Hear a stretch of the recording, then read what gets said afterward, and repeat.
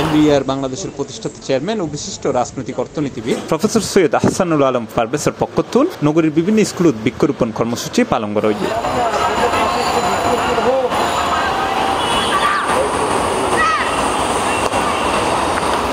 April 26 তারিখ নগরীর নাসিরাবাদ সরকারি বালক উচ্চ বিদ্যালয়ত অনুষ্ঠিত এই বৃক্ষরোপণ কর্মসূচিতে উপস্থিত আছেন সংগঠক আব্দুর রশিদ লুকমান, মুফিজুর রহমান দুলাল, ওসমান ফারুক বিপ্লু, মোহাম্মদ জাশেদ আলম, মোহাম্মদ আরেফিন হোসেন ইমরান, শাহাদাত হোসেন, আমানুল ইসলাম সাকিব, মোহাম্মদ সাইমন, জিয়াউদ্দিন আশিক, মোহাম্মদ আসিফুর রহমান, মোহাম্মদ তুরাব চৌধুরী সহ আরো বোধকেই। যেভাবে বন বৃক্ষ উজাড় হরিণী মানে উষ্ণতা বাড়া দিয়ে এই পরিস্থিতি কিন্তু বেশি দিন চলিলে বাংলাদেশের অবস্থা আর খারাপ হয়ে যাবে।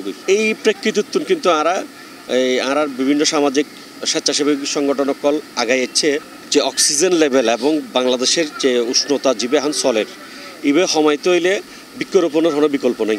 এতলা বলি আর এই সংগঠনের উদ্যোগে আর চারিমিককে চিটাং টাউনের মধ্যে যে সমস্ত জায়গার মধ্যে এখন প্রায় বৃক্ষ নাই বললেই চলে, এই সমস্ত জায়গার মধ্যে নিজেরা যায় আর ব্যাগ বৃক্ষরোপণ করি। আমরা আসলে প্রফেসর আহসানুল আলম পারভেজ স্যার ওর উদ্যোগে আসলে আমরা এই বৃক্ষরোপণ কর্মসূচি শুরু করছি।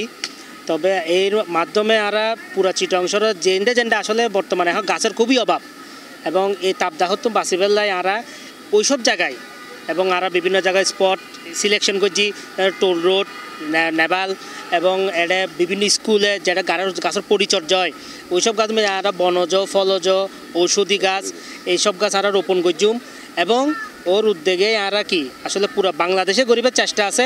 তবে আমরা পুরা চিটাংত শুরু করছি আজকে প্রথম দিন এবং আমরা পুরা বছর ব্যাপী আমরা এবার চালু রাখুম। অন্যদিকে আব্দুল লতিফ খান উচ্চ বিদ্যালয়ে তো এই বৃক্ষরোপণ কর্মসূচি পালন করা হয়েছে, যেটা উপস্থিত আছেন মোহাম্মদ নাজিমউদ্দিন চৌধুরী, আরিয়ান খান, দুর্জয়ধর, জসিমউদ্দিন, অবিরুদ্র, মিজানুর রহমান ও মোহাম্মদ আতিকুল সহ আরো বোধকেই।